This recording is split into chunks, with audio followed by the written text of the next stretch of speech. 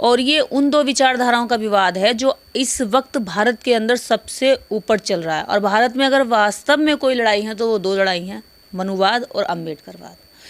तो ब्राह्मण व्यवस्था के जो लोग हैं, जो खुद को सोचते हैं कि वो आज भी सर्वोपरि हैं, उनको लगता है कि डॉक्टर अम्बेडकर की मूर्ति लगा लेने से उनकी जातीय अहंकार पर चोट पड़ती है। वो हर जगह विवाद खड़ा करते हैं और अगर लग जाती हैं तो मूर्तियों के साथ अभद्रता करते हैं या उनको तुड़वाने की कोशिश करते हैं या उनका हाथ तोड़ेंगे, पैर तोड़ेंगे, सर तोड़ेंगे। इस तरह की कोशिशों से वो अपनी संकुचित मानसिकता को दर्शाने का प्रयास करते हैं। लेकिन यहाँ पर जो हम ये प्रकरण देख रहे हैं ग्वालियर हाई कोर्ट का, ये शिक्षित लोग हैं, एडवोकेट हैं, कानून के जानकार हैं और ऐसे लोगों का जो घना-घोर जातिवाद दिमाग है वो इस मूर्ति के जो लगने की वजह से सामने आया है। पूरा जग जाहिर हुआ है कि कानून व्यवस्था में बैठे हुए लोग जो काला कोट पहन करके न्याय दिलाने की बात करते हैं, उनके अंदर कितना बड़ा गहरा जातिवाद है कि वो एक मूर्ति तक से डर रहे हैं, घबरा रहे हैं और मूर्ति नहीं लगने दे रहे हैं।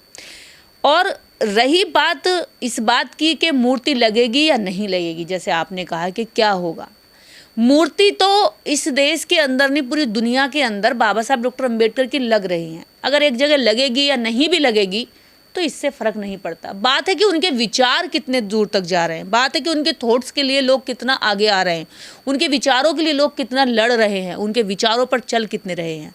और यहाँ पर बात भारत के अंदर अब बाबा साहब डॉक्टर अम्बेडकर की विचारधारा का सैलाब आ रहा है। लोग इसको जान रहे हैं, पढ़ रहे हैं, बहादुर बन रहे हैं और जीवन में परिवर्तन ला रहे हैं।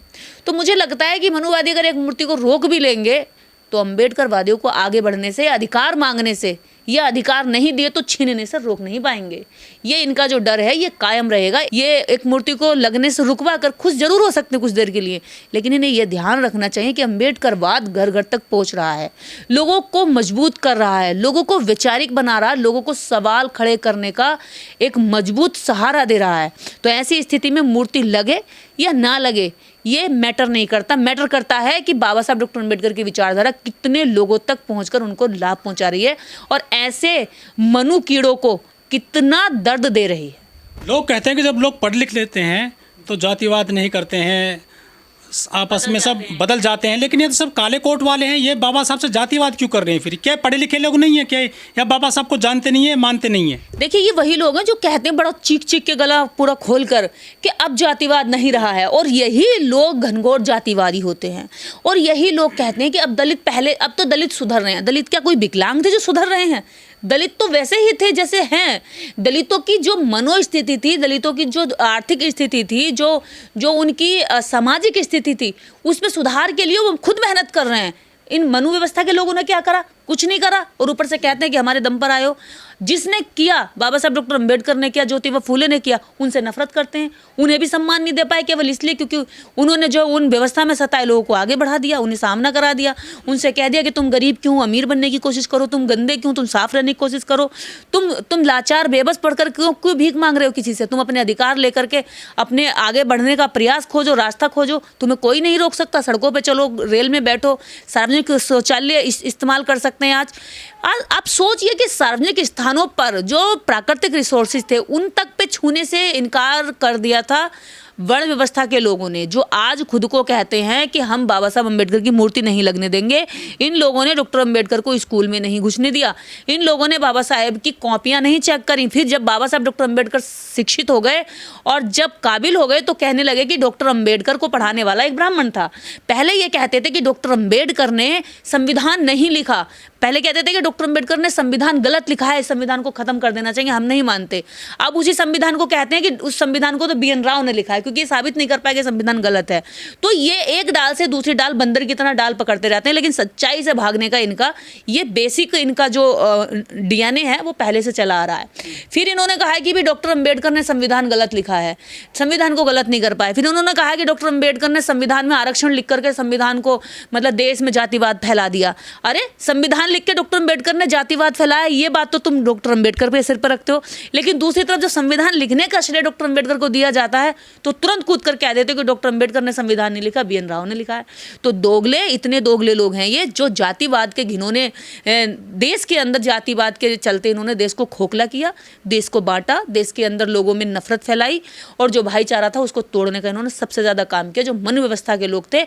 और ये वो लोग हैं जो आज इस देश के अंदर पहचाने जा रहे हैं। हरी घास में हरे सांप होते हैं ना, ये वो लोगों के बीच में छुपे हुए लोग लोगों को कितना नुकसान पहुंचा रहे थे, उनके विचार को कितना नुकसान दे रहे थे।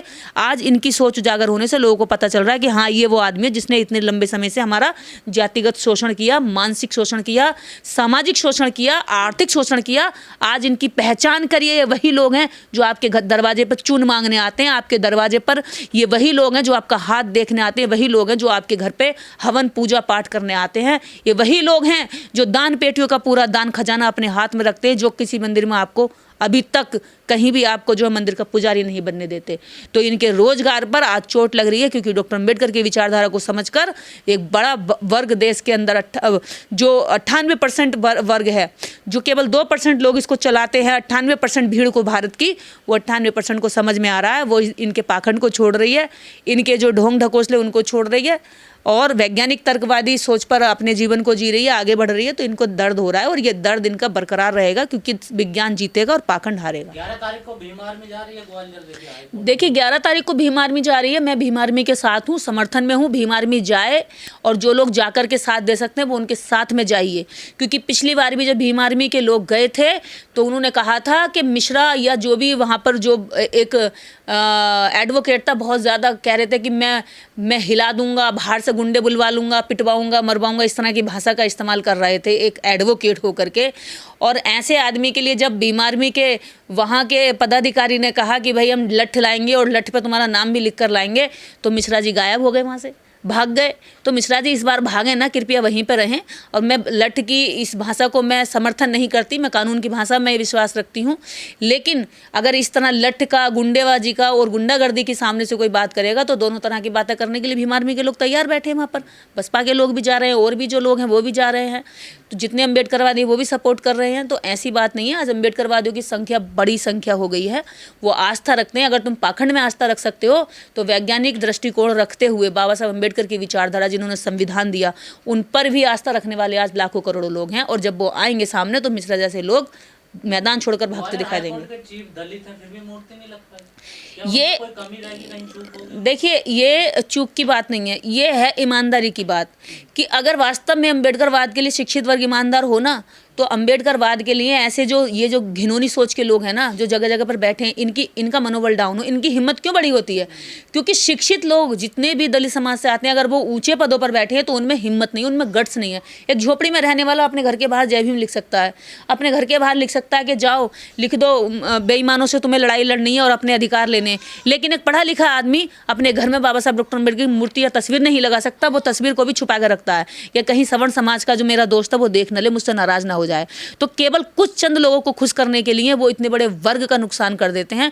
तो ऐसे ही नुकसान करने वाले बहुत सारे लोग हैं। मैं ये मानती हूँ कि अगर वास्तव में उस समय कह रहे थे कि भाई मैं रिटायर्ड होने वाला हूँ तो मेरे ऊपर कोई बात आएगी, मैं रिटायरमेंट शांतिपूर्वक हो जाए, इसलिए मैं कुछ नहीं कर रहा, लेकिन अब तो रिटायरमेंट भी हो गया, अब आप कौन सी लड़ाई लड़ रहे हैं? अब कौन सा आप गाइडेंस दे रहे हैं? अब आप कौन से आगे बढ़ करके उनको समर्थन दे रहे हैं? कुछ नहीं, आप शांत बैठ गए, क्योंकि आपको जो है ये मूर्ति लगती हुई अगर आप चाहते तो लगा सकते थे। और देश के अंदर ये और जजों को भी पता चलता कि एक हमारे इतने बहादुर जज हुए जिन्होंने अपने रिटायरमेंट के 2 दिन पहले मूर्ति लगवा करके गए। तो ऐसी स्थिति में ये दूसरों को भी मैसेज दे सकते थे, लेकिन ये सब ऐसे का ऐसे ही छोड़ करके अपना हाथ धो लिया, लोगों को बेवकूफ़ बनाकर आराम से बैठे हुए हैं। तो पढ़े लिखे लोग अपने ऊपर जरा सी भी आँच नहीं आने देते हैं, वो सोचते मेरे ऊपर कोई आँच ना आ जाए, सारी आँच ये गरीब, ये कमज़ोर, ये जो सड़कों पर लड़ने वाले लोग हैं, इन्हीं के गले पड़े, यही मुकदमा झेले, यही लड़ाई झेले, यही लाठी झेले, यही अनाथ हो, यही इनकी बीवियाँ जो है विधवा हो, यही परेशान हो।